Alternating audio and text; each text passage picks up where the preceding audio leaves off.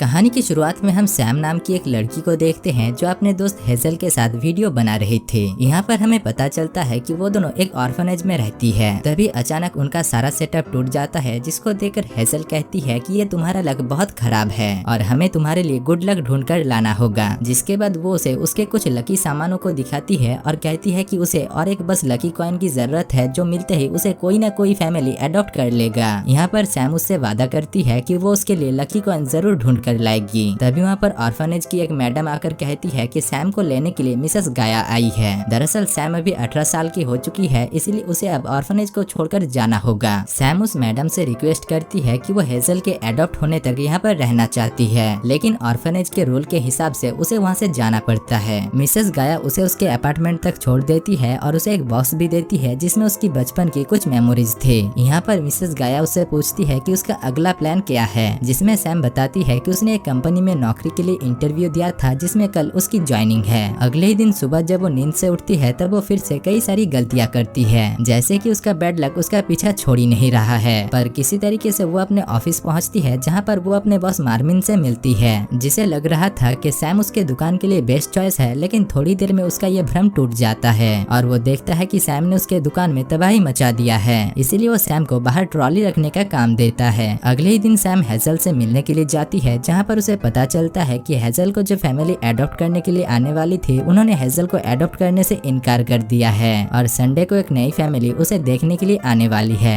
इसके बाद Sam hazel से मिलती है, जो अडॉप्ट ना होने की वजह से काफी दुखी थी। यहाँ पर सैम उसे यकीन दिलाती है कि संडे को जो फैमिली आने वाली है वो उसे जरूर अडॉप्ट करेगी, लेकिन हेजल को लगता है कि उसका गुड लक कहीं पर रुका हुआ है। इसीलिए वो सैम को उसकी गुड लक कॉइन को ढूंढ कर लाने के लिए कहती है। आगे सैम अकेली जब सैंडविच खा रही थी, तभी उसके पास एक ब्लैक कैट आता है। सैम उसे भूखा समझकर उसे खाने के लिए एक सैंडविच का टुकड़ा देती है, जिसको वो बड़े चाव से खाता है और फिर वो वहाँ से चला जाता है। इसी बीच सैम को वहाँ पर पत्ते के नीचे एक कॉइन मिलती है, जिसको वो हेजल को देने के लिए अपने पॉकेट में डाल लेती है। अगली सुबह जब वो नींद से उठती है, तभी वो देखती है कि उसकी सभी काम काफी अच्छी तरीके से हो रही थी। इसी बीच जब वो नहाने के लिए जाती है, तभी उसके पॉकेट से वो कॉइन नीचे गिरता है, जिस पर कुछ अजीब सी निशान थी, जिसको देखकर उसे लगता है कि शायद यही लकी कॉइन है। इसीलिए वो उस कॉइन को टेस्ट करने लगती है, जिससे वो कंफर्म हो जाती है कि वो सच में एक लकी कॉइन है। इसके बाद वो ऑफिस में काफी अच्छी तरीके से काम करती है, क्योंकि वो लकी कॉइन जो उसके पास था। लेकिन जब वो ऑफिस में टॉयलेट करने के लिए जाती है, तभी गलती से वो कॉइन टॉयलेट में गिरकर फ्लश हो जाता है और वो उस कॉइन को गवा देती है। रात में जब वो घर वापस आ रही थी, तभी उसकी मुलाकात फिर से उस ब्लैक कैट से होता है। वो उसे बताती है कि कल कैसे उसे एक कॉइन मिली, जिसको उसने टॉयलेट में गलती से फ्लश कर दिया। तभी उसकी नजर उस बिल्ली के गले में लगी हुई लॉकेट पर पड़ता है, जिसमें वही सेम निशान थी जो कि कल उस कॉइन में था। इसीलिए वो उस बिल्ली से फिर से और एक कॉइन मांगता है, लेकिन वो बिल्ली डर कर वहाँ से भागने लगती है और वहीं सैम भी उसका पीछा करती है। आगे जाकर वो देखती है कि वो बिल्ली एक पोर्टल खोलकर उसके अंदर चली जाती है, जिसके बाद वो भी उस पोर्टल के अंदर चली जाती है और वो पोर्टल उसे एक दूसरे दुनिया में लेकर आता है। यहाँ पर वो बिल्ली उसे देखकर कहता है कि यहाँ पर इंसानों को आने का परमिशन नहीं है। सैम कहती है कि अगर ऐसा है तो मैं यहाँ से चली जाऊंगी, लेकिन इसके लिए तुम्हें मुझे एक लकी कॉइन देना होगा। तब तक वो कैट उससे कहता है कि तुम अभी गुड लक सिटी में हो और अगर हम दोनों को किसी ने देख लिया तो हम दोनों एक बड़ी मुसीबत में फंस जाएंगे। तभी कुछ आवाज सुनकर वो सैम को छुपने के लिए कहता है। सैम देखती है कि वहाँ पर दो लैब्रिकॉन्स उस कैट से मिलने के लिए आता है और हमें पता चलता है कि उस कैट का नाम है बॉब और वो कॉइन जो सैम ने गुमा दिया था, वो कॉइन यहाँ पर ट्रेवल करने के लिए इस्तेमाल किया जाता है और बिना उसके बॉब सिटी के अंदर नहीं जा सकता। यहाँ पर सैम को पता चलता है कि सिटी के अंदर एक कॉइन फैक्ट्री है, जहाँ पर कॉइन को तैयार किया जाता है। इसीलिए वो बॉब से कहती है कि क्यों ना हम वहाँ पर जाकर एक कॉइन लेकर आए, जिससे तुम्हारे साथ साथ हेजल की प्रॉब्लम भी दूर हो जाएगी। जिसको सुनकर बॉब भी मान जाता है और सैम उसे उसका बटन देकर उसकी मदद से अंदर जाने के लिए कहती है। आगे उन दोनों का सामना कैप्टन नाम की एक लैब्रिकॉन से होता है, जो कि यहाँ के सिक्योरिटी को संभालती है। यहाँ पर बॉब उस बटन की मदद से उसे बड़ी आसानी से चकमा देकर सैम को लेकर अंदर चला जाता है, जहाँ पर पहुंचकर सैम वहाँ के कपड़े पहन लेती है और बॉब अपने दोस्तों से कहता है कि सैम लथवियन नाम की एक जगह से आई है और वो एक लैब्रिकॉन है। आगे बॉब सैम को लेकर उसके दोस्त जर्को से मिलने के लिए जाता है, जो कि उसी कॉइन फैक्ट्री में काम करता है। वो सैम के लंबे कद को देखकर काफी इम्प्रेस होता है। बॉब उससे कहता है कि सैम इस कॉइन फैक्ट्री में घूमना चाहती है, जिसमें जर्को कहता है कि आज वो लोग कॉइन को पॉलिश करने वाले हैं, जिसमें वो भी उनकी मदद कर सकती है। सैम उन कॉइन को चोरी करने की काफी कोशिश करती है, लेकिन वो कामयाब नहीं होती।